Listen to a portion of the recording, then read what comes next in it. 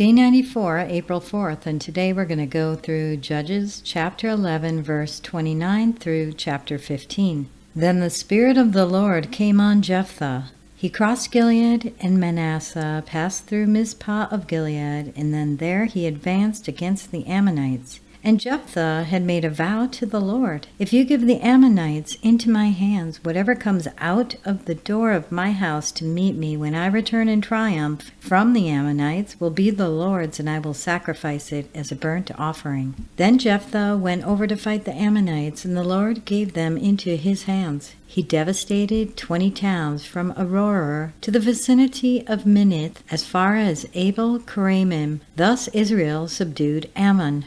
When Jephthah returned to his home in Mizpah, who should come out to meet him but his daughter, dancing to the sound of the timbrels? She was an only child. Except for her, he had neither son nor daughter. When he saw her, he tore his clothes and cried, "Oh no, my daughter! You have brought me down, and I am devastated. I have made a vow to the Lord that I cannot break." "My father," she replied, "you have given your word to the Lord. Do me just as you promised. Now that the Lord has avenged you of my enemies, the Ammonites. But grant me this one request," she said. "Give me 2 months to roam the hills and weep with my friends, because I will never marry." "You may go," he said, and he let her go for 2 months. She and her friends went into the hills and wept because she would never marry. After the 2 months, she returned to her father, and he did to her as he had vowed, and she was a virgin.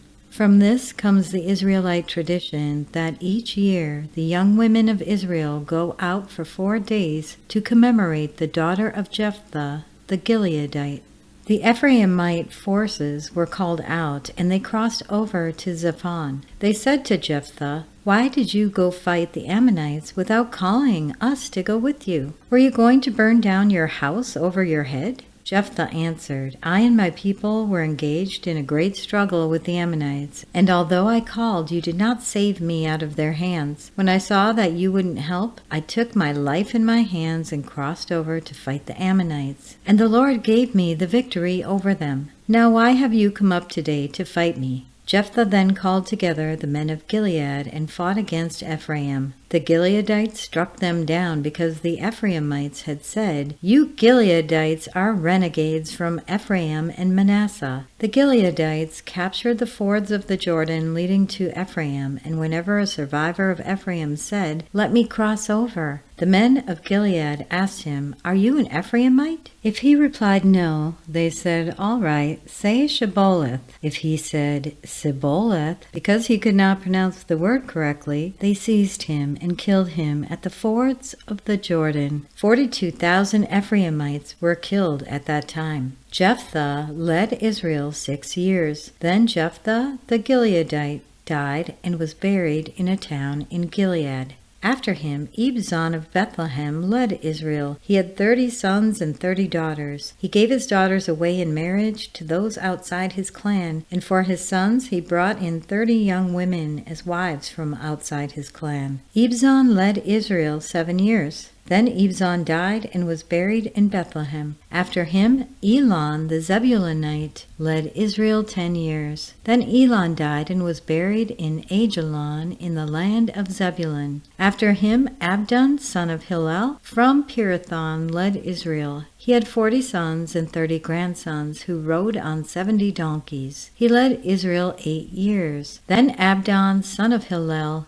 died and was buried at Pirathon in Ephraim in the hill country of the Amalekites. Again, the Israelites did evil in the eyes of the Lord, so the Lord delivered them into the hands of the Philistines for 40 years. A certain man of Zorah named Manoah from the clan of the Danites had a wife who was childless, unable to give birth. The angel of the Lord appeared to her and said, "You are barren and childless, but you are going to become pregnant and give birth to a son. Now see to it you drink no wine or other fermented drink, and that you do not eat anything unclean. You will become pregnant and have a son whose head is never to be touched by a razor, because the boy is to be a Nazirite, dedicated to God from the womb. He will take the lead in delivering Israel from the hands of the Philistines." Then the woman went to her husband and told him, "A man of God came to me. He looked like an angel of God, very awesome. I didn't ask him where he came from, and he didn't tell me his name. But he said to me, 'You will become pregnant and have a son. Now then, drink no wine or other fermented drink, and do not eat anything unclean, because the boy will be a Nazarite of God from the womb until the day of his death.' Then Manoah prayed to the Lord, 'Pardon your servant, Lord. I beg you to let the man of God you sent to us come again to teach us how to bring up the boy who is to be born.' God heard Manoah, and the angel of God came again to the woman while she was out in the field. But her husband Manoah was not with her. The woman hurried to tell her husband, 'He's here, the man who appeared to me the other day.' Manoah got up and followed his wife. When he came to the man, he said, 'Are you the man who talked to my wife?' 'I am,' he said. So Manoah asked him, 'When your words are fulfilled, what is to be the rule that governs the boy's life and work?' The angel of the Lord answered, 'Your wife must do all that I have told her. She must not eat anything that comes from the grapevine, nor drink any wine or other fermented drink, nor eat anything unclean. She must do everything I have commanded her.' Manoah said to the angel of the Lord, 'We would like you to stay until we prepare a young goat for you.'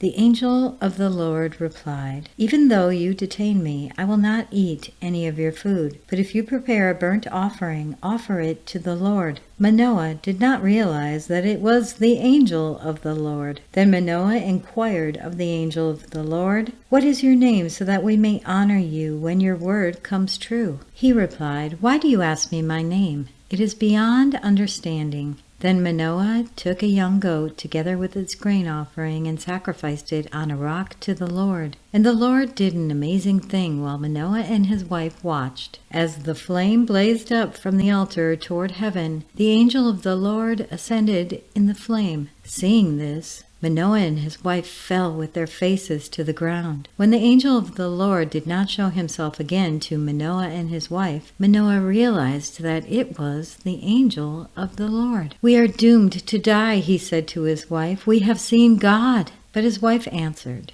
'If the Lord meant to kill us, he would not have accepted a burnt offering and grain offering from our hands, nor shown us all these things, or now told us this.' The woman gave birth to a boy and named him Samson. He grew, and the Lord blessed him, and the Spirit of the Lord began to stir in him while he was in Mahaneh Dan, between Zorah and Eshtaol. Samson went down to Timnah and saw there a young Philistine woman. When he returned, he said to his father and mother, 'I have seen a Philistine woman in Timnah. Now get her for me as my wife.' His father and mother replied, 'Isn't there an acceptable woman among your relatives or among all our people? Must you go to the uncircumcised Philistines to get a wife?' But Samson said to his father, 'Get her for me. She is the right one for me.' His parents did not know that this was from the Lord, who was seeking an occasion to confront the Philistines, for at that time they were ruling over Israel. Samson went down to Timnah together with his father and mother. As they approached the vineyards of Timnah, suddenly a young lion came roaring toward them. The Spirit of the Lord came powerfully upon him, so that he tore the lion apart with his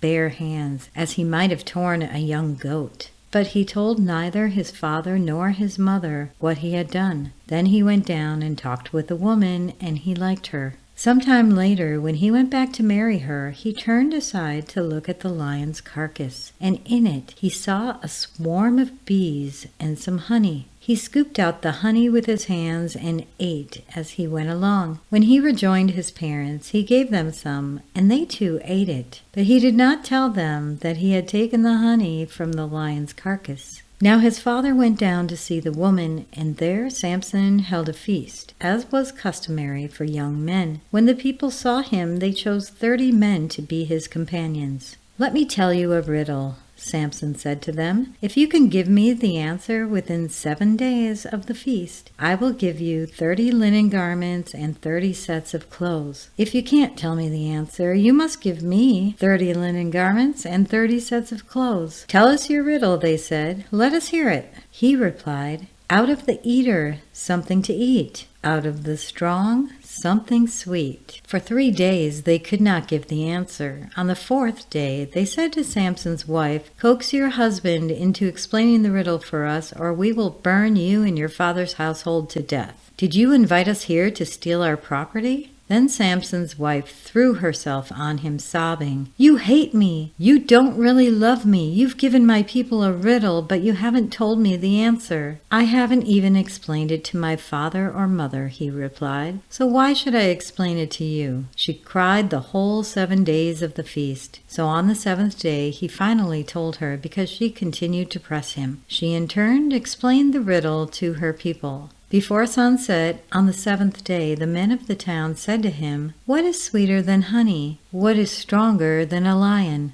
Samson said to them, "If you had not plowed with my heifer, you would not have solved my riddle." Then the Spirit of the Lord came powerfully upon him. He went down to Ashkelon, struck down 30 of their men, stripped them of everything, and gave their clothes to those who had explained the riddle. Burning with anger, he returned to his father's home, and Samson's wife was given to one of his companions who had attended him at the feast. Later on, at the time of wheat harvest, Samson took a young goat and went to visit his wife. He said, "I'm going to my wife's room," but her father would not let him go in. "I was so sure you hated her," he said, "that I gave her to your companion. Isn't her younger sister more attractive? Take her instead." Samson said to them, "This time I have a right to get even with the Philistines. I will really harm them." So he went out and caught 300 foxes and tied them tail to tail in pairs. He then fastened a torch to every pair of tails, lit the torches, and let the foxes loose in the standing grain of the Philistines. He burnt up the shocks and standing grain together with the vineyards and olive groves. When the Philistines asked, "Who did this?" they were told, "Samson, the Timnite's son-in-law, because his wife was given to his companion." So the Philistines went up and burned her and her father to death. Samson said to them, "Since you've acted like this, I swear that I won't stop until I get my revenge on you." He attacked them viciously and slaughtered many of them. Then he went down and stayed in a cave in the rock of Edom. The Philistines went up and camped in Judah, spreading out near Lehi. The people of Judah asked, "Why have you come to fight us?" "We have come to take Samson prisoner," they answered,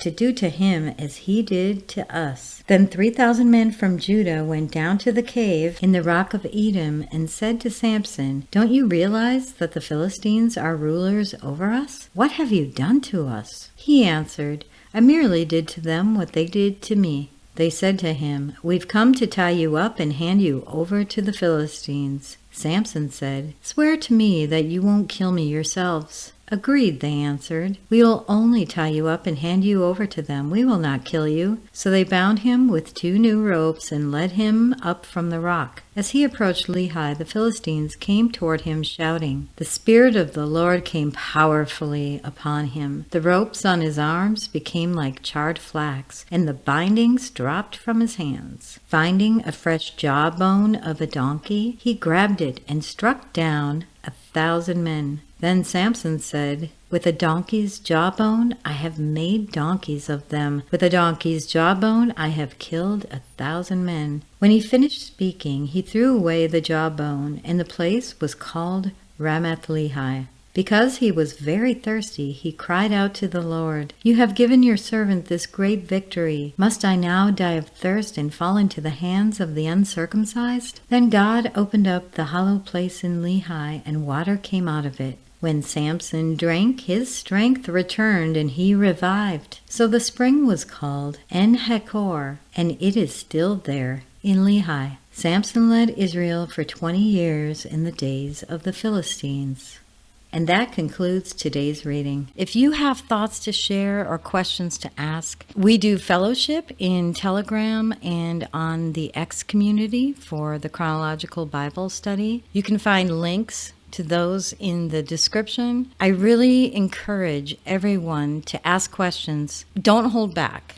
No question is silly or stupid, and we're all learning. We're learning together. We want to help each other. We want to build up that fellowship. Thank you so much for listening to today's reading, and We will be back tomorrow with our next one. Have a blessed day, my friends. While shepherds kept their watching over silent flocks by night, behold, throughout the heavens there shone a holy light. Go tell it on the mountain, over the hills and everywhere. Go tell it on the mountain that Jesus Christ is born.